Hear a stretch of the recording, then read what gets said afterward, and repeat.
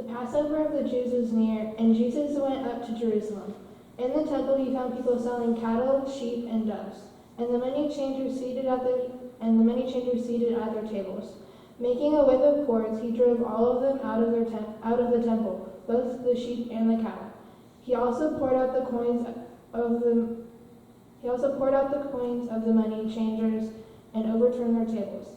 He told those who were selling the doves, Take these things out of here. Stop making my Father's house a marketplace." His disciples remembered that it was written, "Zeal for your house will consume me." The Jews then said to him, "What sign can you show us for doing this?" Jesus answered them, "Destroy this temple, and in 3 days I will raise it up."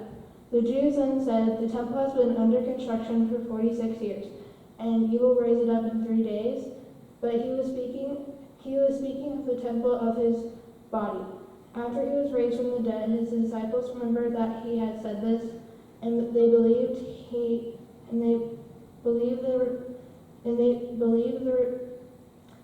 the scripture and the word that Jesus had spoken.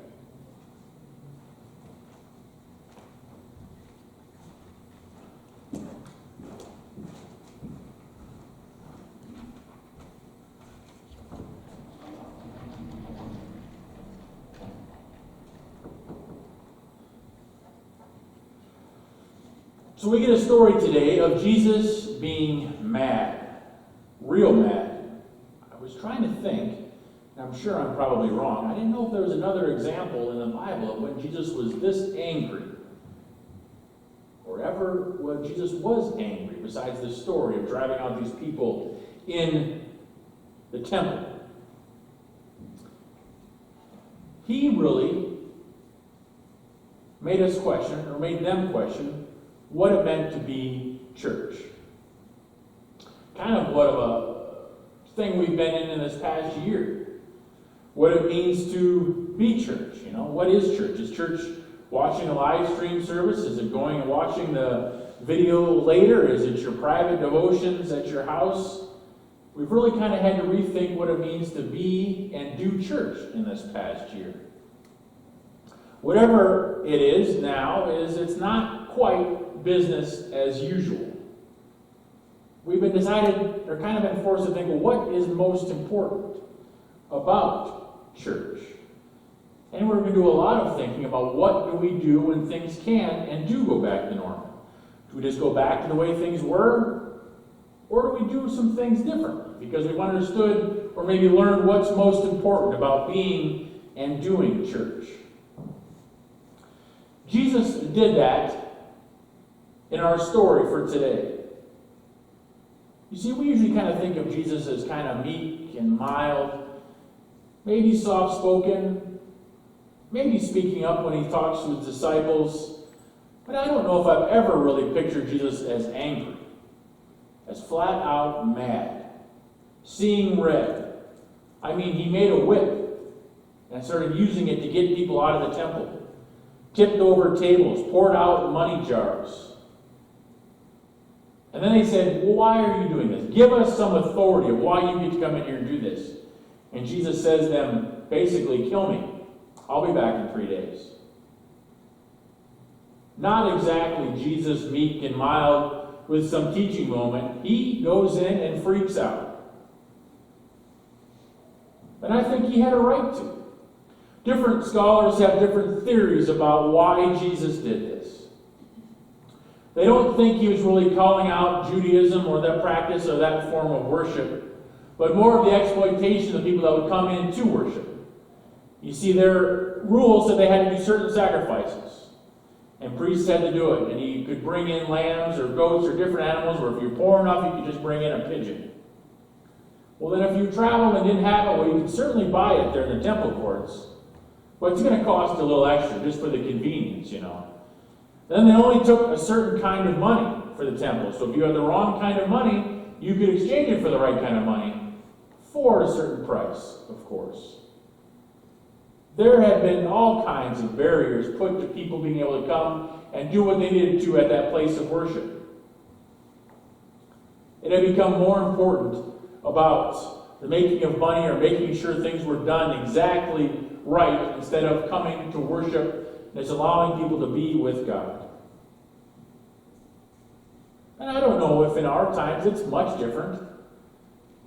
Sure, we don't have a bouncer at the door charging a fee to get in or exchanging your money if it's wrong for what you paid, but there are all kinds of barriers to allowing anyone to come and worship with us, whether it's conscious or unconscious, right?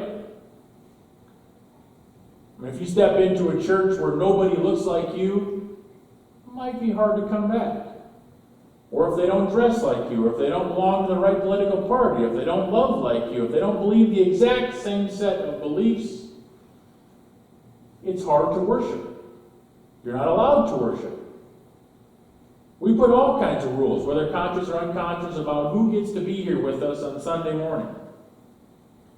And it might be important to take a look at what those might or might not be when we decide or can go back to what normal worship is.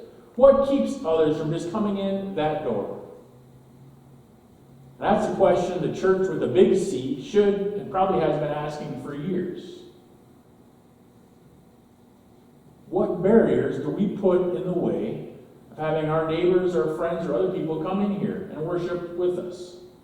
Why don't they feel comfortable? Some of it might be on them, some of it might be on us. Another reason scholars give for Jesus acting the way he did is that he was mad that people had compartmentalized what it meant to be a Jew.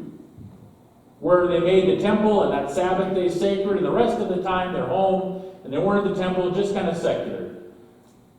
Professor Amy Jill Levine says, the church members, or she has an analogy for our contemporary Christian lives. She says the church member's sins during the work week, either by doing what is wrong or by failing to do what is right. Then on Sunday morning, the same individual, perhaps convinced of their personal righteousness, heartily sings the hymns, happily shakes the hands of others, and generously puts money in the collection plate. That makes the church a den of robbers, a cave of thieves.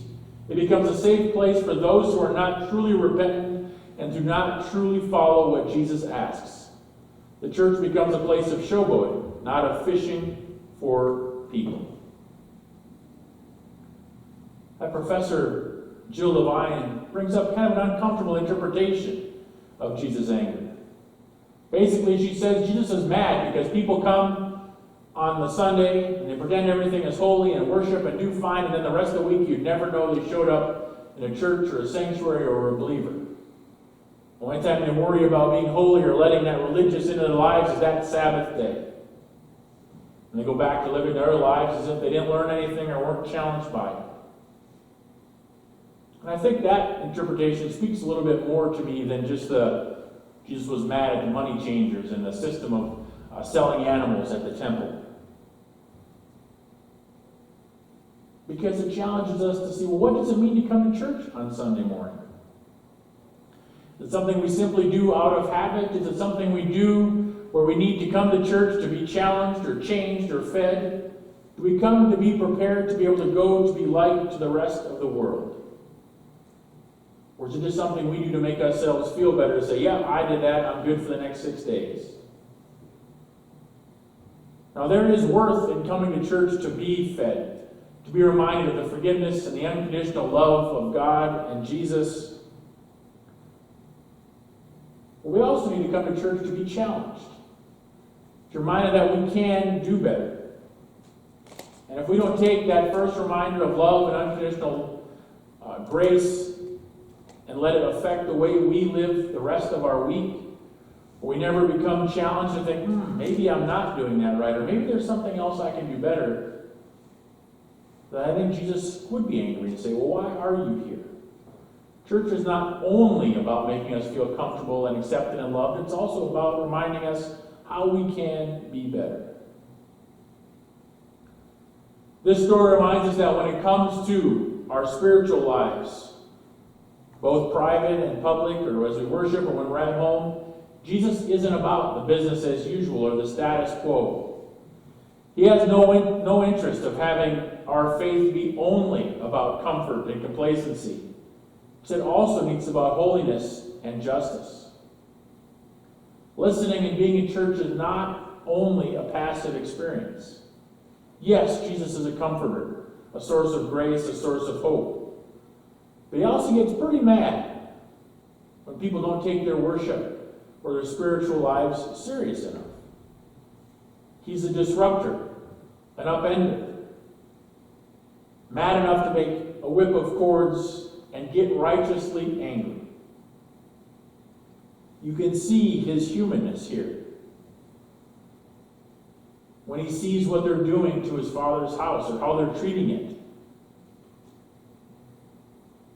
You see, he didn't get mad just because he didn't get his own way, which is often what makes us angry. Or he didn't get mad when he was tired, exhausted, and all worn out and just snapped because it'd been the end of a super long week of work. He was just super frustrated. He didn't get mad when someone kind of bruised his ego or hurt his pride or commented on his professional work. He got mad when he saw injustice and people putting up barriers to others being able to come and worship him.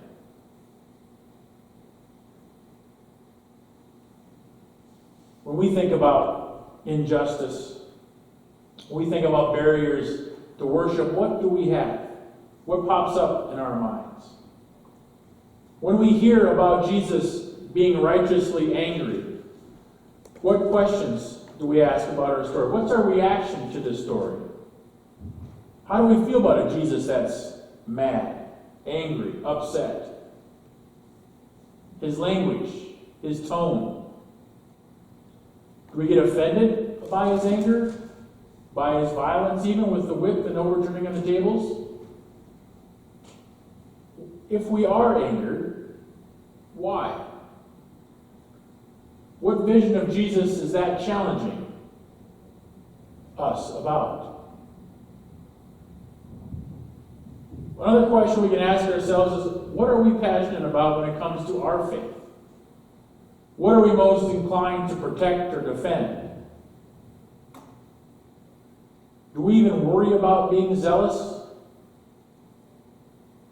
Or is our faith more about being safe and casual and comfortable? And less about being challenging and transformative? What, if we were to say, is the one thing we are passionate about when it comes to our faith? Is there one thing that we would defend with that same kind of zeal and anger if we were challenged? Is that thing bringing others to worship with us? Or sharing how our faith has touched and affected our lives with others? Do we share that same zeal?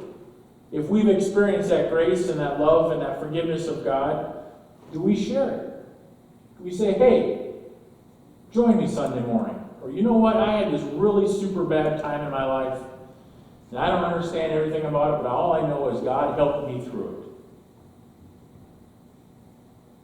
Do we get angry when others don't want to join us? Not that we're mad because they say no to invitation, but if we see injustice. Sure, if we see injustice of a bully beating someone up, a thief stealing something, or spouses causing harm or violence to them, to other spouses, easy to get upset about that kind of stuff. But what about when people don't have the same access to the things that we get to enjoy? People don't get to do or feel the same support and love that we do.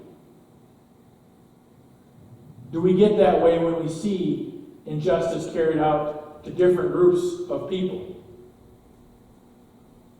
Or be more worried about what keeps us comfortable, what keeps us safe, than sharing with others?